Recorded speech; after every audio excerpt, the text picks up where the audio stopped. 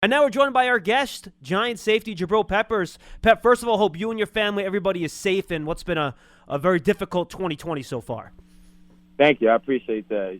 Likewise, man. Hope you and your family's doing well as well. Yeah, we are. Appreciate that, man. So we haven't talked to you since last season ended. So, you're a guy that I think really loves to be around his teammates. You like to mix it up. You like to be verbal, like to be around people, like to kind of be a leader.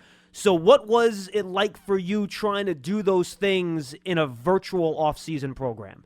Man, you just got to play the hand you're dealt. I think we still had a very good, successful spring.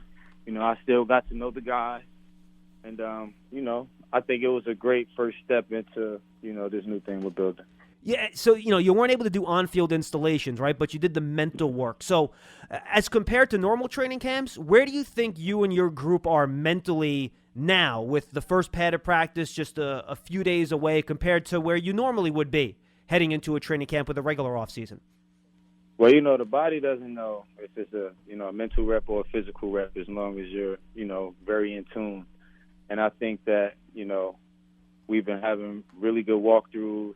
Guys are asking questions. The coaches are teaching it to us in a relatable way. And, for all the adversity, I think we're still doing a damn pretty good job of it. What has it been like working with the new coaching staff? Oh, man, it's been a great experience, man. Like I said, they're phenomenal teachers, a lot of guys who love the game, knowledgeable of the game. And, they say something every day that when I'm done playing, and I want to start coaching anything, I'm going to have a couple of those sayings in my back pocket. But, this is our first time on the field with them. It was a great experience, high tempo. For what we can do right now, I think we got a lot of great work done. What is it about the way Patrick Graham and Jerome Henderson, teach and try to relay this information to you guys that makes it so accessible, that allows you to learn the way you did without actually doing it on the field? Well, I just think they don't move on until you get it, and they're not, they don't make you afraid to ask questions. And, when you really have a good understanding of what you're doing and you're comfortable with it on the field or off the field and how it's being explained to you, it kind of makes you, want to keep learning, seeing how many questions you can ask different questions about certain situations because you want that knowledge. And, when they can give it to you, you'll be a fool not to be a sponge.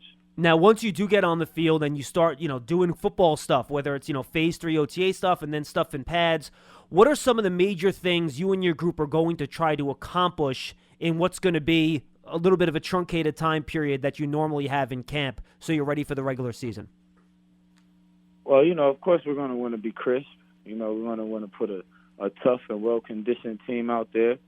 But other than that, man, we're just coming in ready to work each and every day. And, if we continue to do that, I think we'll be all right. Now, talking to you over the past year since you've been here, Jabrill, you've been somebody that really likes to dive into the playbook, understand, study film. What extra film work have you done? Have you gone back and watched a lot of Patrick Graham when he was with the Dolphins? What kind of extra work have you done to try to be ready to really understand what you're going to be executing when you do hit the field?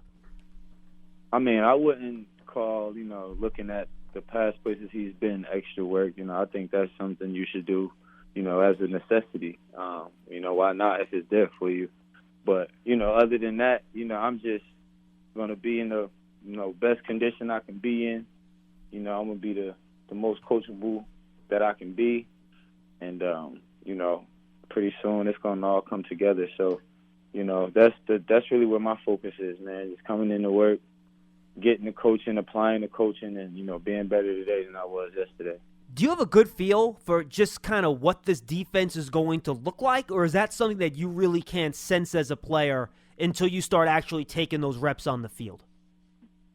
I mean, you can always kind of get a gauge, but there's the only way to simulate football is to play football. So, I'm sure once we, put the pads on and, get the ball rolling a little bit more, that I'll have a better feel for it. Without revealing any state secrets, obviously, Jabrill, Patrick Graham likes to call his defense multiple, right?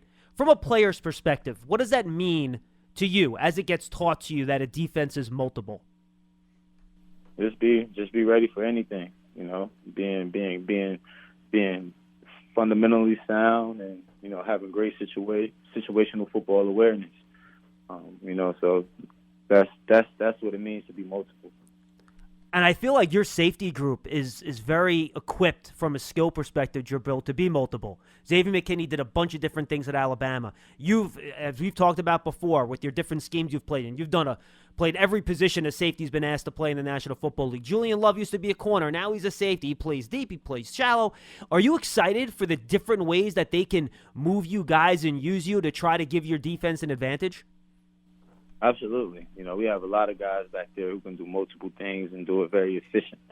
So, you know, I'm definitely really excited, man. And, you know, these guys are great coaches, and they're going to find the best ways and schemes to do it. And, you know, I know we're going to do what we need to do and, you know, go hard for them. When you have movable pieces like that, Jabrill, how does that help a defense on any given Sunday? You know, the main thing is depth.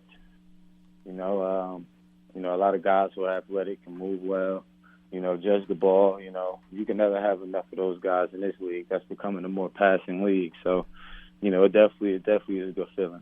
When you spoke to the media, you talked about working on your footwork this offseason. I know, and we've talked about this before.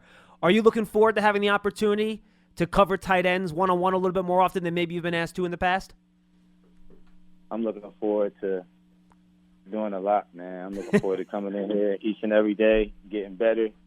And you know, when the games start to roll around, whatever's that scheme for that game, that's what I'm gonna do. But right now, you know, I'm just worried about the fundamentals, applying the coaching, and getting better every day.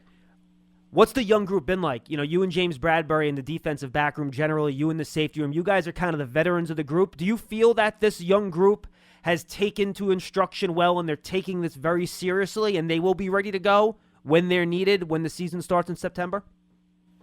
I mean, we've all been coming to work, ready to listen, you know, ready to learn, and applying the coaching, man. So, you know, it's been going well.